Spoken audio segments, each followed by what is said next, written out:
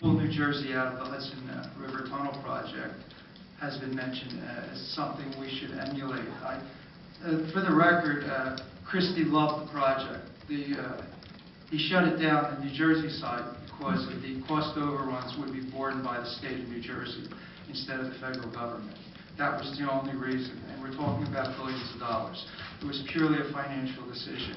Everybody agrees that the Hudson River desperately needs that project, including Governor Christie. I don't think it's a good example. Now, as some of you probably remember or know that 2 years ago, early on in the last council, I guess it was probably in November or early December when we approved this, 2011, I called it a boondoggle. And I voted against it, and wrote a piece that appeared in the Hour explaining my decision. And it was interesting. From the perspective that I had at the time, I couldn't see the merits of the project. I understood some of the problems that existed, and I thought they were being addressed. And subsequent to that, the funny thing happened. I'm a commuter, and I use the East Norwalk train station. And so every morning, it's dark outside, and I'm parking my car in East Norwalk and dealing with all the dangerous situations. Dealing with a very dangerous situation. Same thing every night, 5 days a week. 10 trips.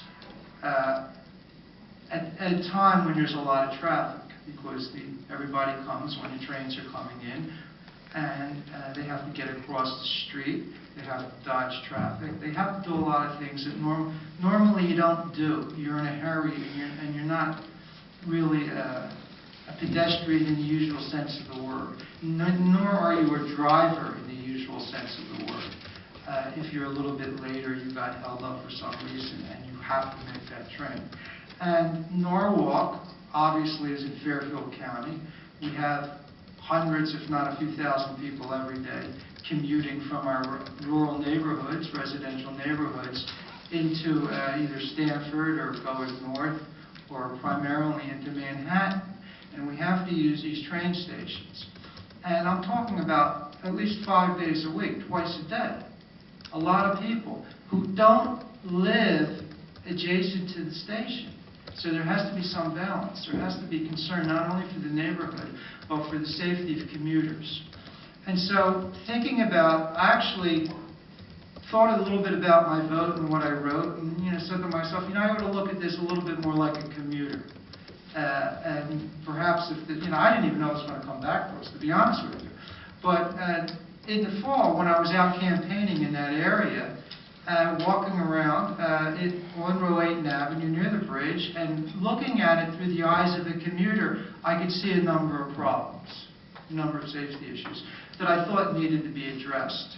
And as it came before us and we got into all of the facts, what was being done, what was not being done, what was true, what was not true, I became more and more convinced that this is something that, look, we've already been dealing with this for a number of years. It looks okay. It looks like it's going to enhance the safety of commuters and probably pedestrians at the same time. Lots of people use the metro and north trains. And something we ought to do. This past week, I found out there are consequences if we don't do it. At first, when I heard that 2 years ago that there could be possibly consequences, I said, come on, DOT, they'd never be like that. This is not right.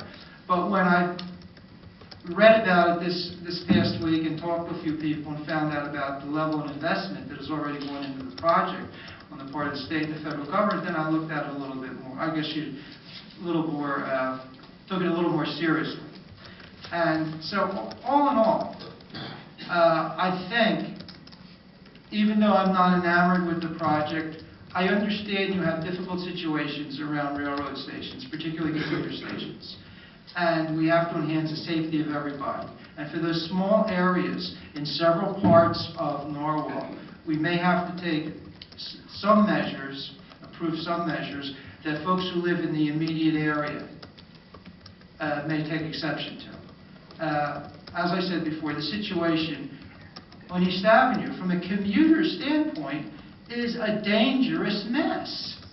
Talk to the commuters, no matter how you look at it. And it'll have to be addressed sometime.